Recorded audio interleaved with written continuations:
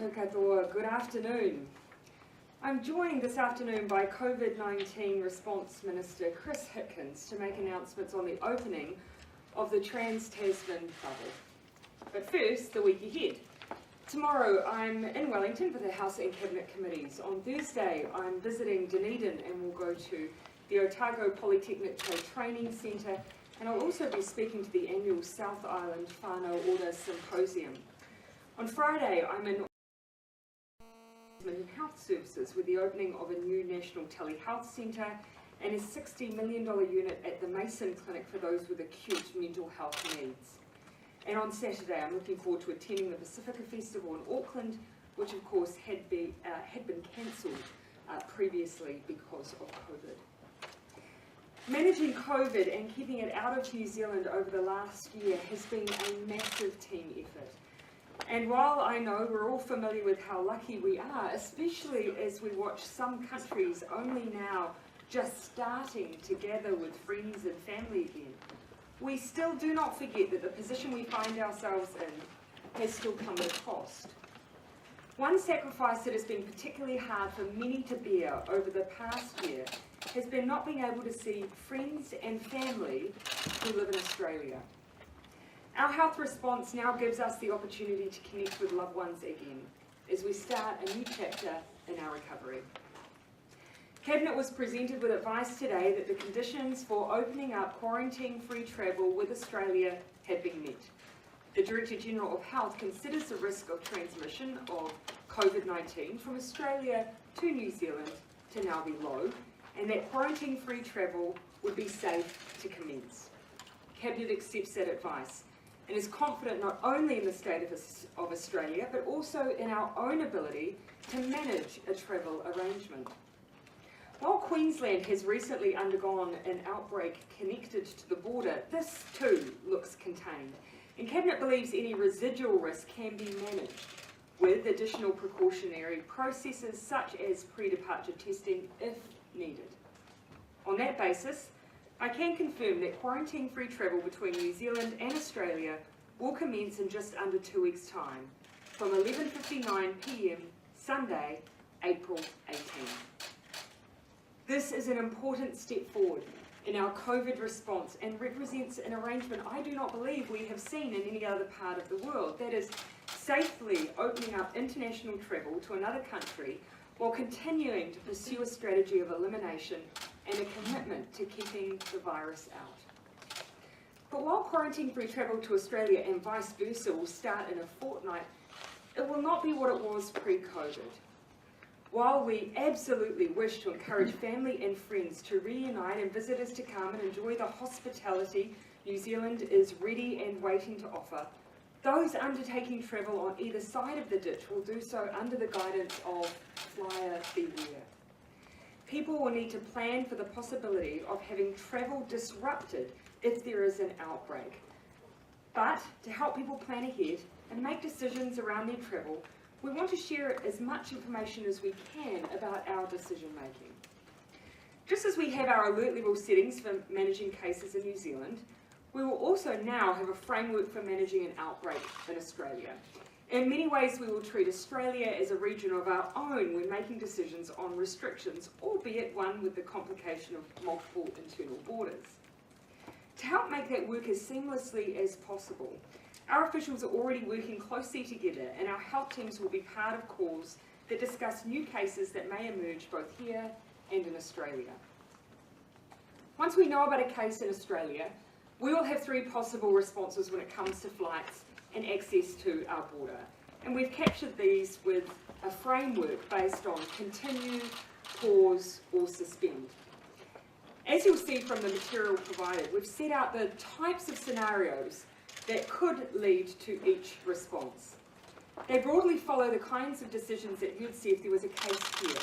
For instance, if a case is found that is quite clearly linked to a border worker in a quarantine facility and is well contained, you'd likely see travel continue in the same way as you would see life continue if that happened here in New Zealand.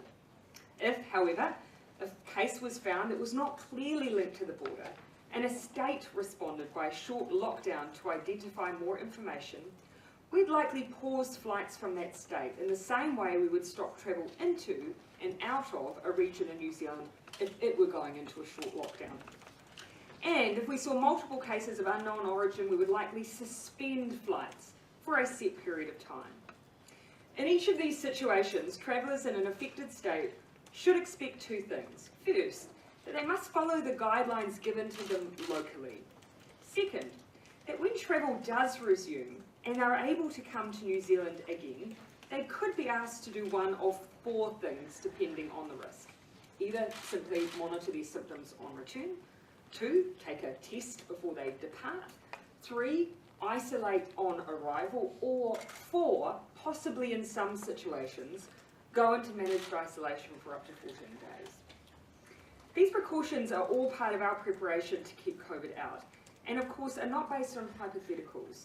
Both countries have had border incursions, and I know neither one of us wishes to export COVID to the other country. These protocols will help ensure that we don't.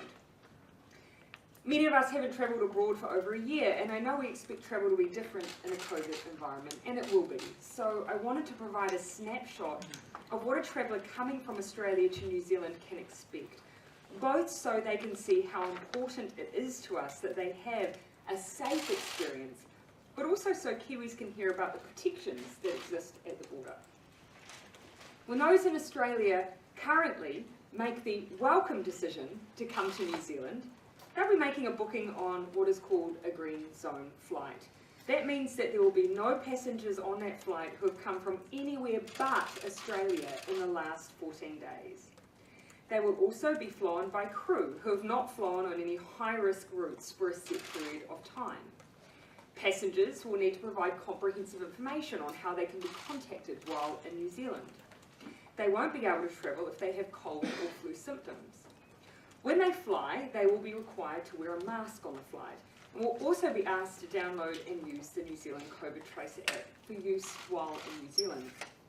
On arrival, passengers will be taken through what we call the green zones at the airport, meaning there will be no contact with those who are arriving from other parts of the world and going into managed isolation or quarantine facilities.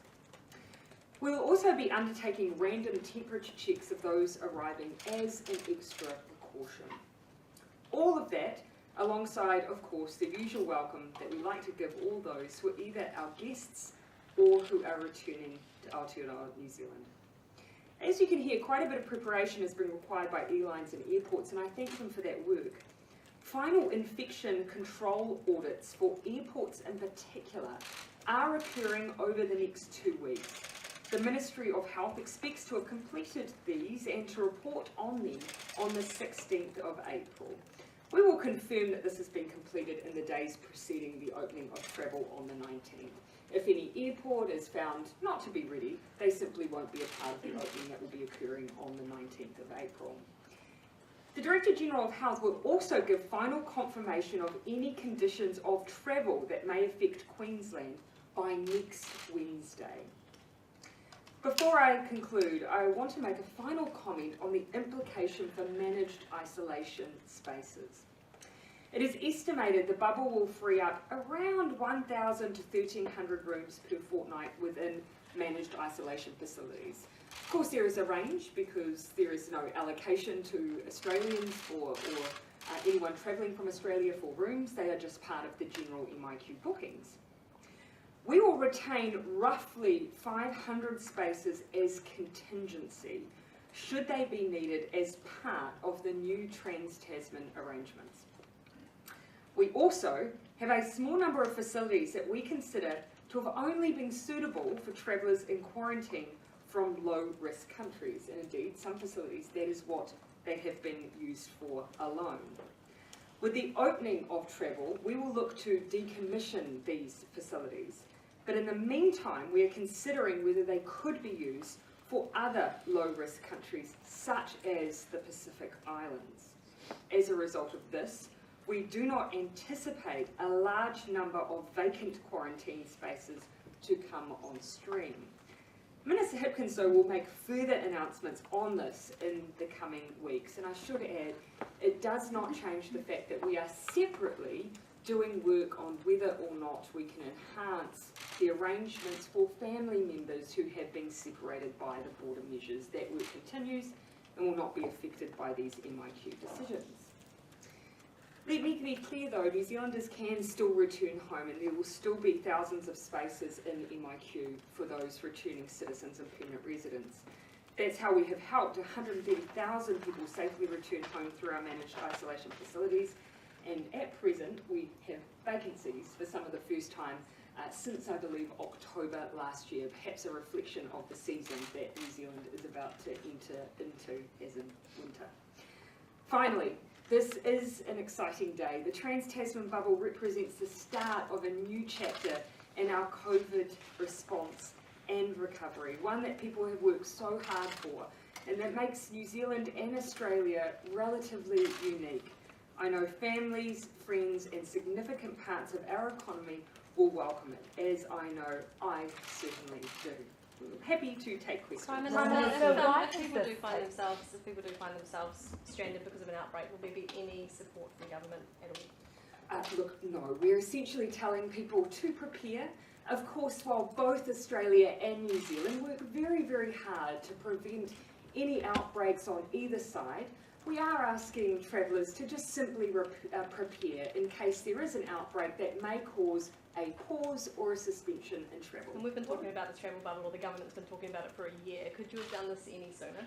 You know, when we reflect on the fact that I cannot see or point to any countries in the world that are maintaining a strategy of keeping their countries completely COVID-free whilst opening up to international travel between each other, that means that in a way, you know, we are world leading. That's something that both countries, I think, should be proud of, and I think we're doing it at exactly the right time. Why has it taken so long? As you can hear from, you know, the preparation, the experience that a traveller will have coming into New Zealand, the work of airports and airlines, but also us learning more about COVID and how to successfully manage it, I think we're opening at exactly the right time. We believe it is safe. We believe we can maintain an open and free flow between states and New Zealand, and it means that ultimately people can be reunited. What do you say to people who are feeling nervous about this announcement? There will be a chunk of people who feel safe in our little island nation and don't want to open up. The number one priority for us in making this decision has been public safety. And so we have made sure that we've taken the time to get it right, that we have precautions and protocols in place to prepare for any scenario that may occur in New Zealand and Australia, and safety will continue to guide our decisions around the way this bubble operates. I'll come to you, Barry, and then to Jane. Why is it more safe to open on the 19th of April than it would be, for example, at the start of the school holidays next week?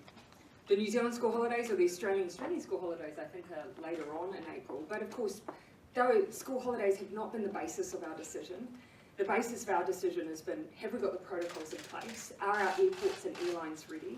Can we be assured that we're collecting all of the information we need from travellers to adequately contact trace? And also, I don't think we should underestimate the amount that we've learnt, you know, through every outbreak we've had has allowed us to adapt our approach even away from the original criteria, which previously was 28 days clear with no cases. We now feel confident enough now with the information we have to make a different set of choices, but nonetheless a safe set of choices. The airlines and others have said they've been ready for some time. So why can't we open sooner than the 19th? The airlines in the discussions that I've had with them indicated that they would need around 3 weeks. When we made our in-principle decision around the bubble a few weeks ago, we indicated to them that they may not get 3 weeks' notice and they should start preparing and scaling up, which is what they have been doing. Of course, as from today, they'll be going live with the ability to make bookings and so on. They do need some time to operationalise that. And we still do have a bit more work to do with the airports just to make sure that they are absolutely ready to separate green and red zone travellers. Now, we've done as much of that already as we could do without fixing a specific date. Now that we've fixed a specific date, we can do the rest of that needs to be done. What are the relative disadvantages or advantages of working on a state-by-state basis as opposed to New Zealand and Australia as was the initial plan? Yeah, and initially, as you're aware, we had been working to a New Zealand-Australia arrangement. I think it's fair to say that although this adds an extra layer of complication for us as we manage potential hotspots in different states, it also gives us a level of flexibility. It does mean that we have the ability, if we believe it's safe to do so, to potentially pause or suspend flights in one state, whilst if another state remains unaffected, continuing travel there. So that flexibility exists, but we will be using it cautiously and wisely. You searched about the communication at an official level, but with the state-by-state approach, is New Zealand in direct communication with those individual state governments, or is it still very much at a national level? No, absolutely. And what you'll find now, at a health officials level, there's been a lot of ongoing communication around this to make sure we're prepared, to make sure those channels of communication are open. So we basically want to be able to get good, reliable information about anything that's happening over there, as they want to have good, reliable information about anything that's happening here. About, for example, if there's an outbreak in New South Wales, is that a state government to New Zealand central government decision and conversation, or would that go through the So the framework is still based on unilateral decision making on either side. So, and I think that's important to note. So whilst we try to be as predictable as we can in releasing the framework the Prime Minister has just set out, there's not necessarily going to be a guarantee that Australia will consult us over every decision that they make. And so that's a problem, given the... Well, that of course has been a talking point for us over the first part of this year, and that is one of the reasons why we've landed where we've landed today. Yeah, and look, as Barry, you've asked about why now. I mean, previously we had been trying to work to an arrangement that had a bit more predictability, that meant that you would be coming to decisions that were broadly in reflection of one another. There may well be scenarios where one side shuts and the other isn't shutting, or one state does and one state doesn't.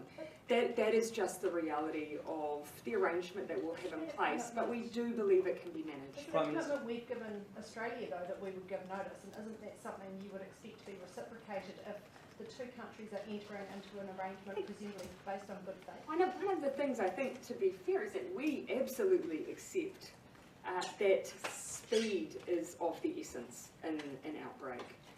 You've seen often we have moved very, very quickly.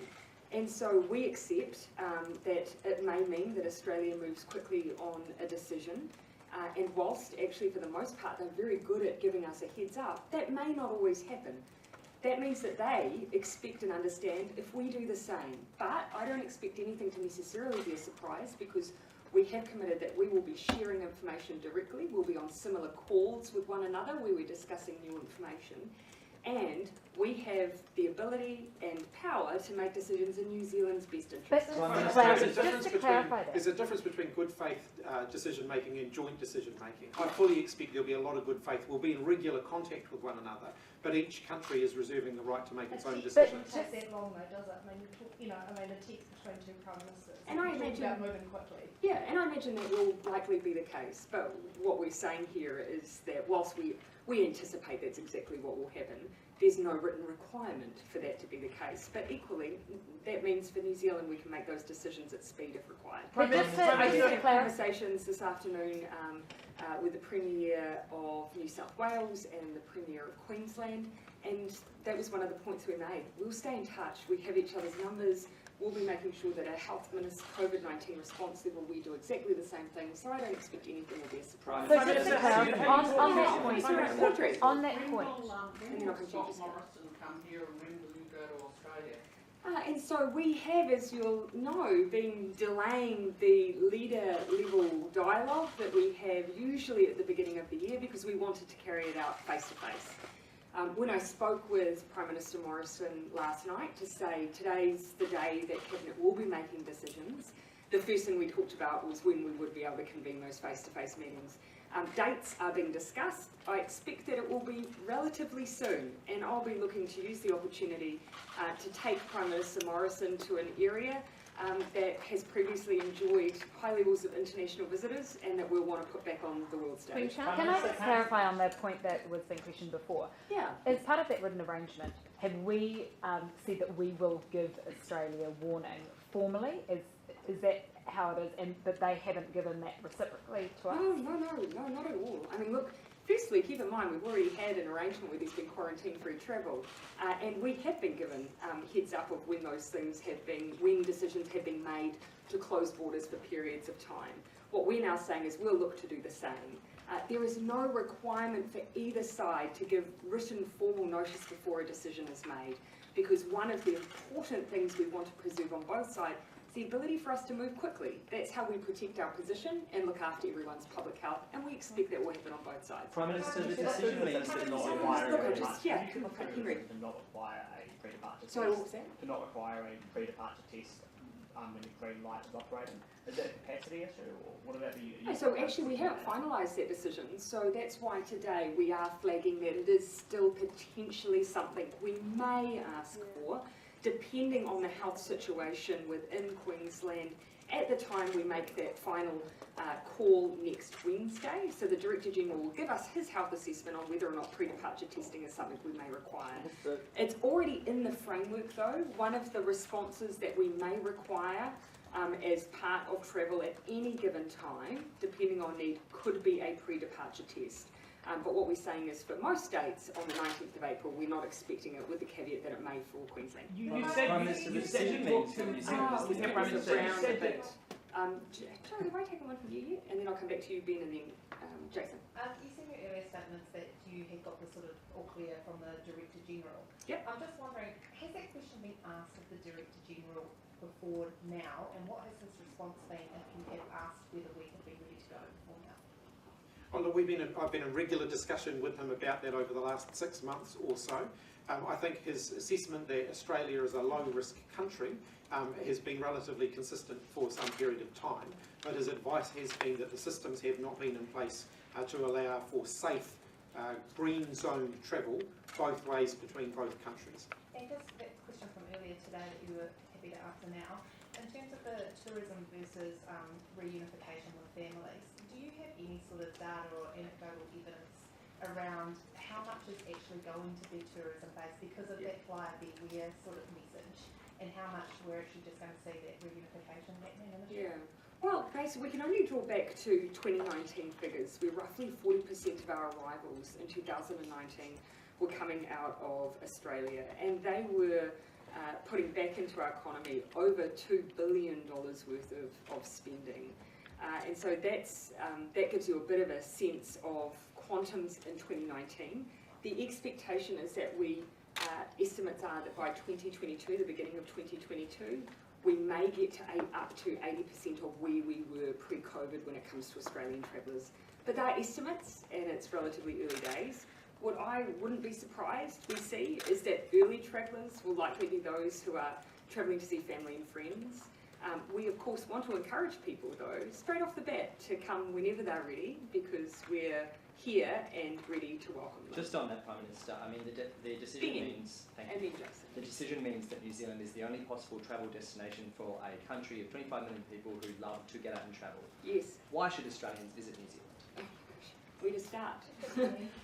You know, you're asking me to give a promo for New Zealand. The first thing that I would say is that we are safe, and we cannot underestimate how important that is in this COVID-19 world. We are a safe place to bring your family to come and visit.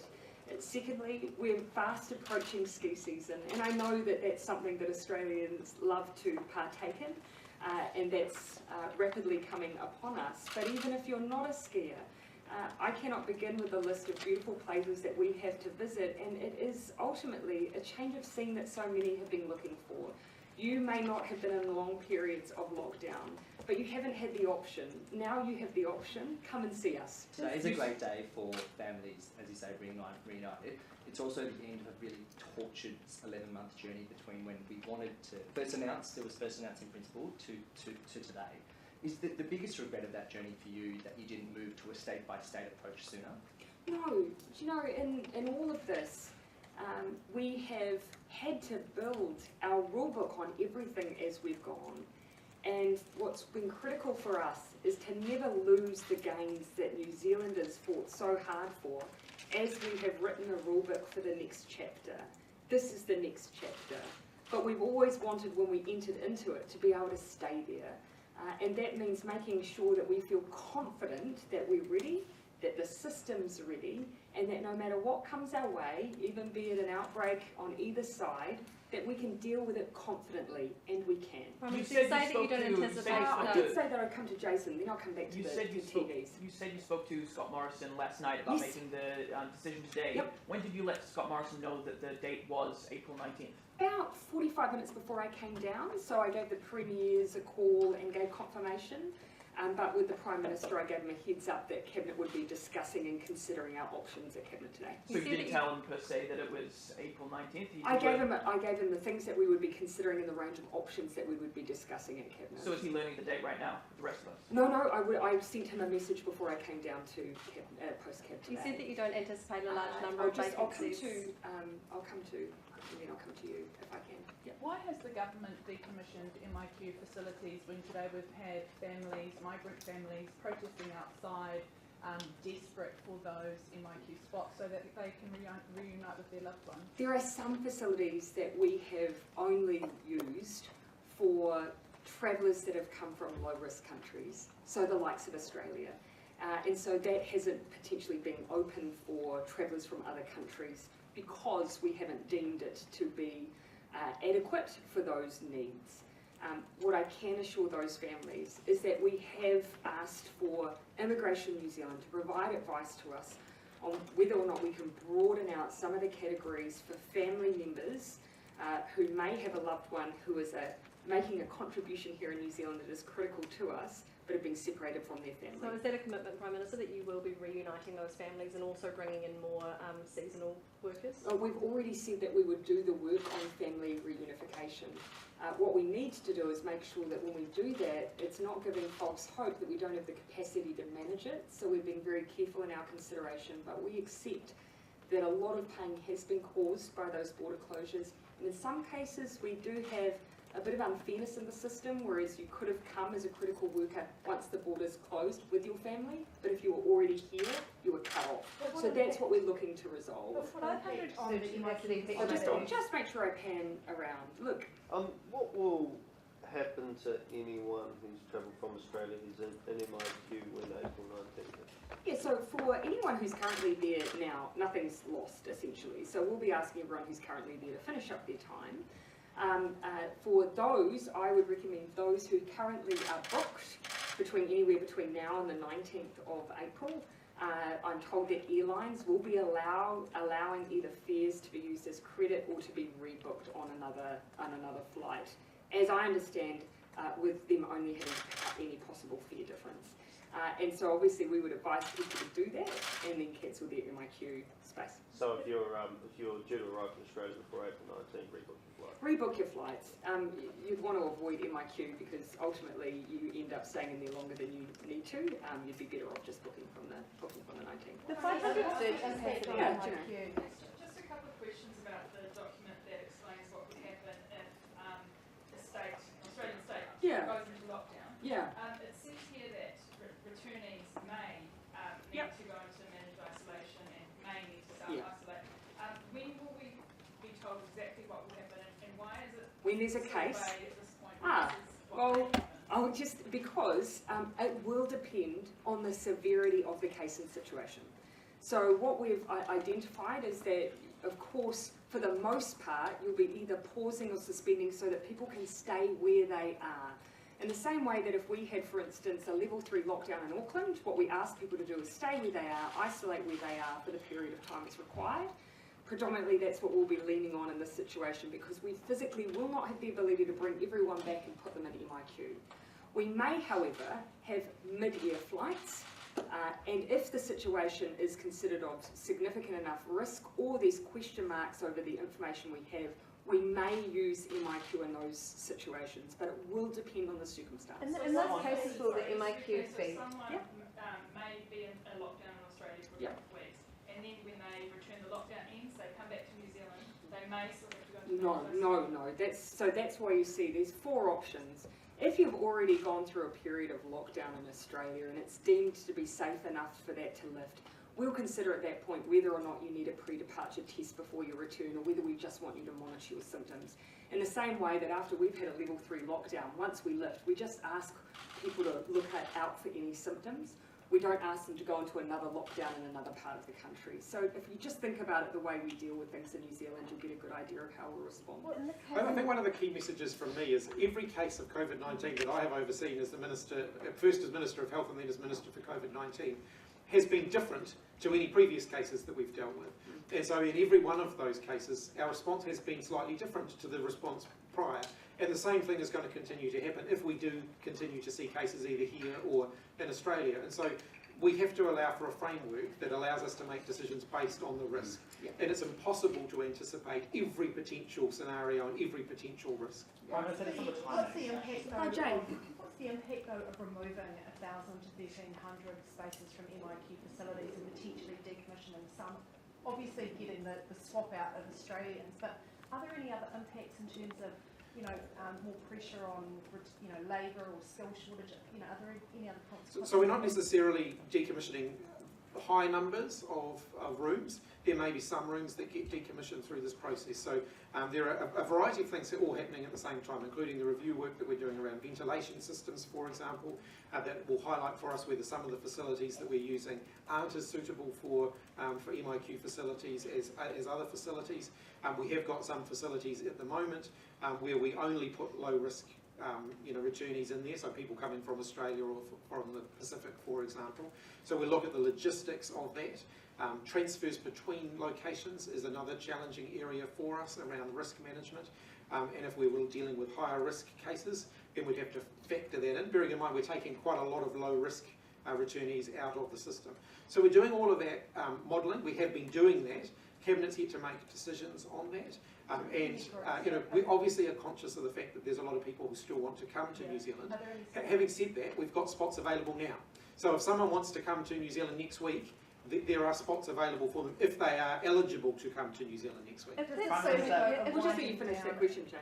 Does this signal though, obviously the desire, it costs money, but also the start of a winding down of MIQ as we carry on into the response phase, or is this just a practical kind of tweak? Yeah, and look, I think what it's fair to say is that we're not anticipating the overall number for those who are coming in from high-risk countries to change. What we're being asked is, if you've got any spare capacity, do we expect that then to be apportioned across those remaining high-risk travellers that are coming in? And our answer is, well, actually, we are keeping some aside for Trans-Tasman contingency. That takes out about 500. We're doing a bit of review work on whether or not some of the facilities are necessarily fit for purpose for alternate use, and whether or not actually some of those travellers from within the Pacific could be used for some facilities. So we will come back, but we're not expecting a large shift in the quantums relative to what we have now. Yeah, I'll come to Henry and then Mikey. That 11:59 PM, is that for flights departing after 11:59 PM, or is it for flights arriving in New Zealand? I'll leave that to those drafting the orders. Yeah, look, I imagine it will be that we will start accepting flights without quarantine from that time. Yeah. In reality, that's usually some quite early morning flights that arrive. Looking at the typical airline schedules, most of the airlines who are flying the Trans-Tasman try to do 2 return flights a day with each of their aircraft, and that means that there are particular times we get very early morning flights, and we get flights towards the middle of the day, in that kind of midday onwards period, and then further flights late at night. Is this an example, just back to the MIQ facilities, is it an example then of them failing essentially because they're not to a standard where we can accept people from high-risk countries where there is demand, and there is demand because there are families who are separated and they want to bring their family members over here, but you're saying that we don't have facilities capable of taking them from high-risk countries? No, not at all. We brought on facilities and used them for the best purpose we considered them to be, which was low-risk travellers. Keeping in mind, we have MIQ spaces now, but those who are asking for entry currently don't legally have the ability to access them, and that is what, as Cabinet, we will be looking at. Keeping in mind, though, if you broaden those categories, there are literally thousands who wish to be able to come into New Zealand, and we do have to make sure we manage expectations over the sheer number that we'll be able to.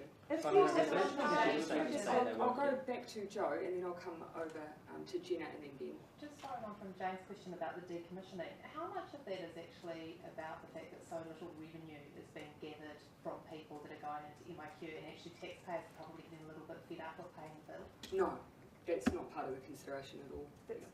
My kind of a related question. Mm. If the MIQ is required for a mid-air flight coming back from Australia, is there an exemption on the fees for MIQ if people are put in there? Yeah, we're not anticipating charging people for those circumstances. And other question, have you set up an ad campaign ready to go in Australia to get people over here? Because they've been doing a hell of a lot of advertising. I know that was something that Tourism New Zealand were always planning for the fact that the Trans-Tasman bubble was part of our work program, so I anticipate that they have done work around that, absolutely.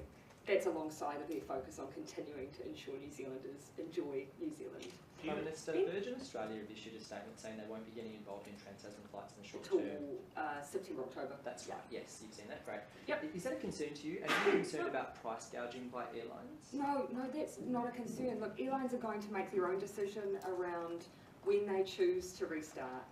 Obviously, we know two major airlines that are very keen to start offering tickets to Australians and New Zealanders, and so I believe that demand should be well met by those who will be operating. Prime Minister, there's been some discussion, or there was some discussion around the possibility of requiring people entering the country without quarantine to use a COVID tracer app. Yeah. Have you got any updates on that? Yes, we'll absolutely be doing that. We've been working very closely with the airlines to make sure people get good messages about that. We have to allow for the fact that not everyone travelling will have a phone that's capable of doing that. Particularly some of our elderly population have been more reluctant to take up the use of the app. But certainly we'll be making sure that the messages about that are there.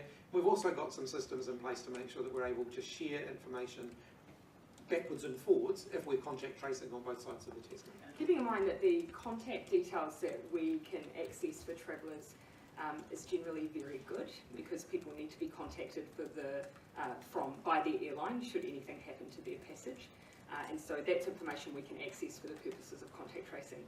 We will be asking airlines in flight to advertise details around our contact tracing, our COVID Tracer app, but we will not be asking any traveller to do any more than we do any other New Zealander, which is use it, but without compelling people or finding people if they don't. Prime Minister, do you anticipate, with all the work you've done to get this bubble worked out, do you anticipate opening any other bubbles of any other countries other than the realm countries in Australia, or are you just going to wait till the vaccines kind of come in and everyone's travelling normally again? We haven't made any definitive decision to close off any other opportunities, but however, it is fair to say Trans-Tasman has been a major focus.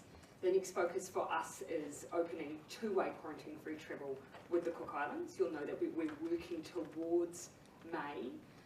Obviously for Niue, it's a matter of when they consider themselves to be ready. Beyond that, we have no firm plans. The Taiwan bubble not really on the cards? We have no firm plans beyond that. If Australia starts negotiating with Singapore on a bubble, would it make sense for New Zealand and Australia to negotiate together? Well, ultimately, it then becomes each country's prerogative as to how they deal with travel with one another if they choose to do that, and any effect it might have on the bubble. So no conversations have been concluded in that regard. Australia definitely, as far as I'm aware, has not made a decision around Singapore. We haven't either. It is fair to say they have a different strategy than either of our countries, though. So I imagine that would be something that would be given long and hard consideration before any decisions were made. So would we shut off to Australia if they went ahead with Singapore and These we are all weren't happy with their hypotheticals. arrangement? I mean, the idea of Singapore travel has been floated for a long time, but I've never seen anything definitive on it. Keep in mind, of course, the states have quite firm views on how they wish to manage their borders as well. So at the moment, it's a strong hypothetical. But we will make all our decisions around the way we manage our arrangement based on public health. If we have concerns that it opens up a risk, we'll express that to Australia and we may make changes based on it. What advice have you received about the economic impact of this decision? Well, it is essentially everyone's trying to estimate how many we may see travel as a result of this. And at this stage, we simply don't know how many travellers may in the early days take up the opportunity to travel. But as I've said, the estimates are that we'll get to potentially 80% of where we were in 2019 by the beginning of 2022. And that means, potentially over $2 billion worth of spending in New Zealand. But were you worried by talk that, if you hadn't moved wipe out now that parts of the tourism industry, particularly around Queenstown, would have just collapsed? This decision has been based on public health. And I can't put enough emphasis on that, because I'm aware that as much as I know that our tourism cities and towns really want the return of Australians, I know they equally do not want the return of COVID full stop. And if we didn't get this right, they could have, you know, the worst of both worlds, which is an open arrangement but no open movement because we have COVID outbreaks. Prime Minister, just quickly on Yeah. another topic, where are things at with the process of looking to remove Sir Ron Riley's And so, as you'll know, I've instigated the process with the Cabinet Office. One of the things that requires is for contact to be made with the person in question to canvass the fact that we are considering the removal of their title and to give them time to respond to that.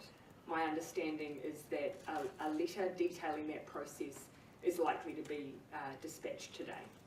Is there anything that could be in that response that would make you think that that title should stay? You'll understand that, of course, whilst I'm moving into this process, I need to let it run its course, but you will take from the fact that we have moved very quickly, that we're taking this issue very, very seriously. Could Mr. Hipkins update us on what's happening with the number of positive cases from India on day zero testing? What are you trying to find out, and how far have you got? So we've had a good look at that so far. We're still looking, and we've still got more questions back with officials to look at that.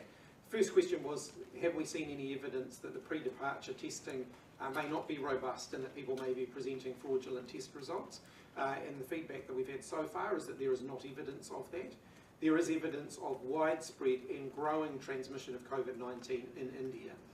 Someone who is coming to New Zealand from India, if they're getting their test up to 72 hours before departure, if they were infected just before they got their test, that could be a day or two before they got their test, they still might not show up as a positive case on their pre-departure test. They could be five or 6 days post being infected by the time they arrive in New Zealand, and that would account for the higher number of positive day zero, day one tests that we're seeing coming from India. So we're looking very closely at all of that, looking also at just making sure that airline arrangements are as robust as possible. The feedback that I've had so far from our public health team who are looking at this though, is that if there is infection being picked up later in somebody's stay, it's most likely infection that's happened during their transit, not whilst on a plane. So the planes are often taking quite a circular route to get to New Zealand, so they may be travelling Dubai, Kuala Lumpur, etc. before arriving in Auckland, and that it could be at those airports that actually is the highest risk point of people being infected. So that's what we've got so far, but there's still more information. We are concerned about the number of cases coming from India, so we're looking at whether there are more things we can do there. We've also asked to look at whether or not are we seeing historic cases coming up in our testing, if so, what proportion, and particular emphasis on are airlines playing their part in ensuring that they do not have symptomatic people boarding, that they are presenting their test results as we expect, because as the Minister has said, we are concerned by those numbers. They far and away outstrip any other point of departure for the positives they're presenting, but at the same time, they have a very high infection rate at present too. Last two questions then. Opening up the bubble. Joe and then Ben. Opening up the bubble is obviously a massive milestone. As we start to look to sort of, I guess, the post-pandemic, post-COVID in New Zealand, what I guess are the next sort of priorities, the next steps, like, you know, the next countries you want to look to open with? What do you see in the next sort of year? Undoubtedly the thing that gives us the most flexibility and most protection is moving away from the barricade that our border controls offer us to the individual armour that we'll gain through our vaccine program. So the rollout of the vaccine really does present a game-changing opportunity for New Zealand, where rather than simply plucking out countries that we believe we can safely open up to one-on-one, we can think about the wider world and our reopening to the wider world. But it does mean people taking up the offer of a vaccine. So we will be encouraging every New Zealander to do that. Ben, Just ask picking up on, questions. thanks, picking up on a question I think before, obviously Scott Morrison is coming here shortly and we'll understand that, that'll be played out, but have you got any plans to visit Australia or your ministers in the medium term later this year? Look, nothing firm at present, but it is fair to say that I carry with me that weight of responsibility on behalf of New Zealand businesses and exporters to make sure that we are picking up the opportunity that our Trans-Tasman arrangements offer and promoting New Zealand. I'll be doing a round of media in Australia tomorrow morning, acting as tourism promotion agent number 1, and I intend to continue to do that on behalf of our exporters as well. And so I will be looking at possible travel through that lens. Would you want to be vaccinated before you went to No, because it's not contingent on anyone coming here or any New Zealander travelling either. Are you taking Okay. some Morrison to Queenstown? Thanks Yeah. everyone. Queenstown? Perhaps you should